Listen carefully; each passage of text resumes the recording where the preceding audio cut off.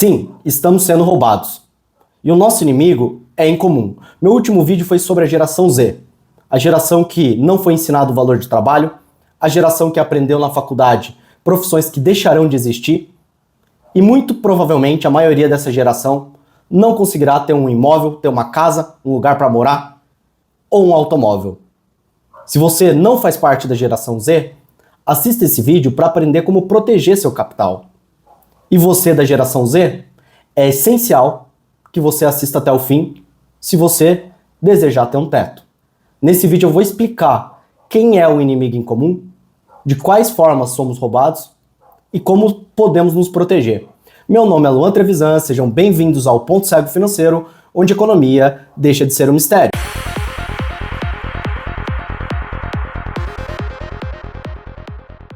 Sim, a verdade ela dói. E o Estado nos rouba. Rouba a cada dia. E é por isso que, com o passar dos anos, fica cada vez mais difícil termos um imóvel, uma aposentadoria digna, segurança, proteção de capital. E eu vou explicar quais são as formas que o inimigo nos rouba. E depois eu vou explicar como se proteger, o que é dinheiro e como que o Bitcoin funciona, por que você deveria comprar. Durante os anos de 1870 a 1920, o imposto nos Estados Unidos era de 3 a 5%. O imposto no Reino Unido era de 8 a 10%. Bom, o que aconteceu depois da Primeira e depois da Segunda Guerra Mundial? Logo após a Primeira Guerra, o Reino Unido, que tinha uma tributação de cerca de 8 a 10% do PIB, salta imediatamente para 15 a 20%. Estamos falando, basicamente, de um aumento de 2 vezes a quantidade do imposto no Reino Unido. Os Estados Unidos, durante a Segunda Guerra, também viu seus impostos atingirem cerca de 15 a 20%. Para o imposto que anteriormente era de 3 a 15%, tivemos aí um aumento de no mínimo 300%. E no período pós-moderno, isso infelizmente só piora. Temos uma alíquota média no mundo de cerca de 23%. A média da OCDE é acima disso ainda. Quando analisamos o Brasil, bom, o Brasil não é para amadores. O roubo aqui, ele sempre será maior. Nos anos de 1930, a alíquota brasileira, acredite se quiser, era de 5 a 10%. Parece um sonho, um paraíso perto do que vivemos hoje. Bom, em 1960, 70, a nossa alíquota era cerca de 26%. E é claro que isso só piorou. Hoje estamos falando de uma média de 33%, 34% e com certeza esse estudo não atualizou os últimos impostos do Haddad. Todo mês é um imposto novo no teu e no meu. O inimigo é incomum e o imposto é só uma das formas que o Estado nos rouba. Eu já vi muitos estudos por aí falando que o real perdeu o poder de compra cerca de 90% desde a criação. Fiz um estudo rápido com o Grok, Inteligência Artificial do X, e ele me mostra, calculando com base nos dados do IBGE, que a inflação acumulada até os dias de hoje, desde a criação do Plano Real, foi de 88%. Ou seja, uma nota que valia R$100, hoje vale apenas 12. E essa é uma das principais formas que o Estado te rouba. Mas Luan, é só assim que o Estado vai me roubar? Claro que não. O Estado ele sempre vai achar outras formas, novas formas de te roubar. Bom, ele pode congelar ativo, tomar teu patrimônio, ele domina a justiça, então do nada você sofre um bloqueio, regulamentação, você está empreendendo num setor, o Estado destina dinheiro para outro, controle de juros, controle cambial, enfim, diversas formas. Então você tem tributo, impostos, você compra um imóvel, o imóvel se valoriza, você paga ganho de capital, mas essa valorização nada mais é do que uma representação da inflação, pois afinal, construir o mesmo imóvel hoje custaria mais caro, a moeda perdeu valor, como eu falei para vocês, cerca de 90% desde a criação do Plano Real, e o teu imóvel que corrigiu esse valor, na hora que você vende, você paga imposto sobre o dinheiro que você perdeu. É uma loucura. A inflação, a desvalorização da moeda, é um imposto oculto. E fora o imposto da tua folha. Fora uma aposentadoria medíocre, que é um esquema de pirâmide e não se sustenta.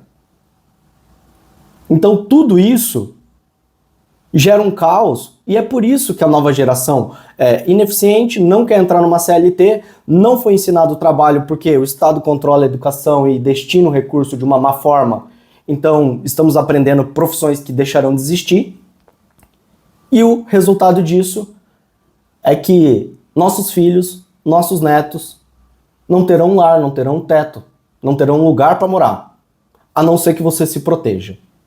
Então, antes de eu abordar o Bitcoin, eu gostaria de falar brevemente do que é dinheiro.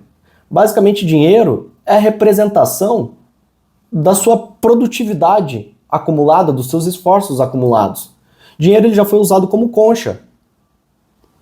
Era a representação do valor que aquela pessoa gerou.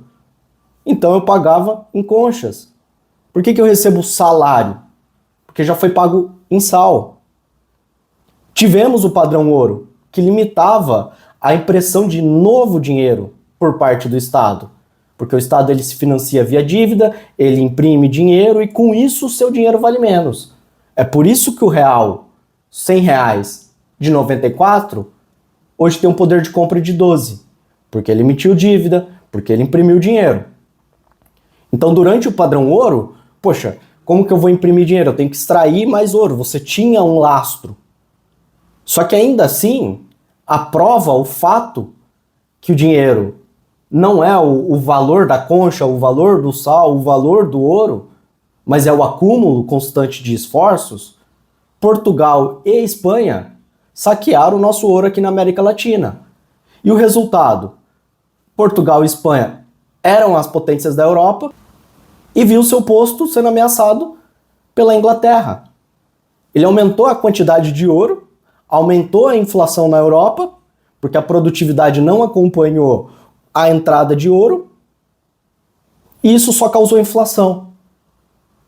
A Inglaterra passou Portugal e Espanha, porque teve um acréscimo de produtividade. E um acréscimo de produtividade leva a mais acumulação de esforços. Isso é a representação da riqueza. E é por isso que hoje usamos papel moeda, nem papel moeda, Pix, dinheiro digital, e esse dinheiro tem um valor. Não é porque o Estado fala que vale, é porque sempre foi assim. É a forma que hoje representamos o acúmulo constante de esforços. E o Estado, ao entrar no meio financeiro, ele imprime dinheiro, ele gera dívida, ele provoca regulamentação, excesso de gasto ineficiente. E o Estado, ele não é o Estado é o seu bolso, é você que paga. E quanto maior for as cagadas por parte do Estado, mais pobre você fica. Mais difícil é ter um teto, é ter um lar para morar. E o dinheiro, ele nada mais é do que a representação do acúmulo de esforços. Quando a gente dá o poder ao Estado de mexer na representação de acúmulo de esforços, é onde ficamos pobres. Por isso vimos o nosso real perder 90% do poder de compra desde 1994. Não é que o indivíduo está produzindo menos. A iniciativa privada, sim, porque o Estado roubou o poder dela. Mas é porque o Estado ele está sugando e drenando toda a nossa energia, todo o nosso acúmulo de esforços. Dinheiro ele pode ser representado por qualquer coisa, até mesmo conchas, como já foi, até mesmo sal, como já foi, e é daí que surge a origem da palavra salário. E o Bitcoin nada mais é do que um dinheiro digital. Uma rede de computadores valida a transação para não ter fraude. E se colocarmos isso como a representação do acúmulo de esforços, numa rede segura que não tem fraude, e que não tem a impressão de dinheiro massiva por parte do Estado, ou que não é Portugal e Espanha saqueando ouro e elevando a inflação na Europa, pois Bitcoin tem uma quantidade definida, no máximo 21 milhões de Bitcoins irão existir. Bom, você tem uma forma segura que protege a sua energia, que protege o seu acúmulo de esforços. E é por isso que o Bitcoin estava caro a R$1.000, e bateu 10 mil e ficou caro. E hoje está caro a 100 mil, 120 mil dólares, mais de 600 mil reais. Então o Bitcoin é a melhor forma de você proteger seu capital. E sempre vai ficar caro no futuro. Sempre será mais caro. Porque preserva toda a energia, todos os esforços acumulados ao longo de décadas. E bom, vamos a um conceito de economia. Elasticidade. Se a economia está mal, as pessoas deixam de adquirir veículos, por exemplo. Então veículo é um bem elástico, de acordo com a renda. Quanto mais eu ganho, mais eu tendo a trocar meu carro. Já feijão, independente se eu estou ganhando pouco ou muito, eu preciso comer. Pessoas viciadas, a pessoa que fuma, se eu colocar o imposto, dobrar o preço do cigarro, ela continua fumando, ela é dependente daquela substância. Então cigarro, comida, tende a ser um bem inelástico. Se eu variar muito o preço ou a renda, a pessoa continua consumindo. Já carro, dado variação de renda, se a renda cair drasticamente, a venda de veículo também. E por que eu estou explicando isso? Porque quanto mais pessoas entendem o Bitcoin, mais elas tendem a guardar eles para si, porque preserva valor. Então é por isso que o Bitcoin era caro a 1.000 e foi para 10. Que era caro a 10, foi para 100 mil. Tava caro a 100 mil, foi para 120 mil dólares, mais de 600 mil reais. Porque preserva o capital. A oferta, ela é limitada, é uma rede de computadores que assegura o seu acúmulo de esforços e com base nisso eles vão ganhando recompensa em Bitcoin. Essa recompensa, com o passar do tempo, é cada vez menor, que é o halving. A queda pela metade da recompensa dos mineradores, que são esses computadores que protegem todas as transações, que protege a rede, que assegura que esse dinheiro será preservado. O seu acúmulo de esforços não será saqueado. E com base nisso, o valor ele sobe. E no máximo serão 21 milhões de bitcoins existentes. Só que, como a recompensa dos mineradores cai pela metade com o passar dos anos, e depois cai pela metade de novo, e de novo, e de novo, cada vez menos você tem Bitcoin, novos Bitcoins, que serão no máximo 21 milhões, disponíveis para que você possa adquirir. E quanto mais pessoas entendem que o Bitcoin preserva o valor do seu acúmulo de esforços, mais pessoas seguram esses Bitcoins para si e não vendem. Então a demanda, ela é inelástica. E a oferta, ela é limitada. Ah, então tudo é maravilha, é mar de rosa? Não, o preço do Bitcoin ele não sobe em linha reta. Muitas vezes, antes de dobrar, ele cai 50%. Antes de dobrar, ele cai 30%.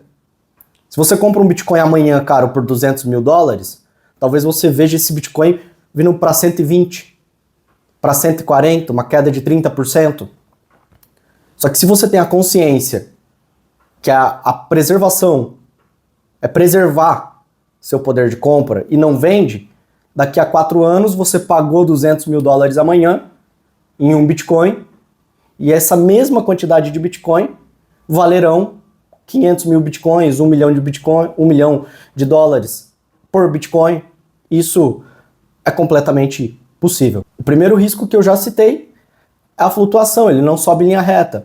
Outro risco é que você deve entender aquilo que você está fazendo. É um ativo seguro, o Estado não consegue te roubar. Só que se você perder sua senha, a sua burrice roubou os Bitcoins de você. Ah, Luan, então eu vou deixar na corretora para não esquecer minha senha. Bom, o Estado brasileiro, esses dias, há menos de um mês, ele impôs uma lei que os bitcoins que estão impostos na corretora no seu nome, hoje, só para criminosos e só para quem deve para a justiça, poderão ser bloqueados. Mas isso já aconteceu no Canadá. E no começo era só para quem devia. Depois virou para todo mundo, porque Bitcoin é um dinheiro ilegal. Imagina eu, Estado, poder perder minha capacidade de imprimir novos dinheiros e te deixar pobre. Bitcoin ameaça isso. aos governos. E é por isso que o Canadá impôs essa censura.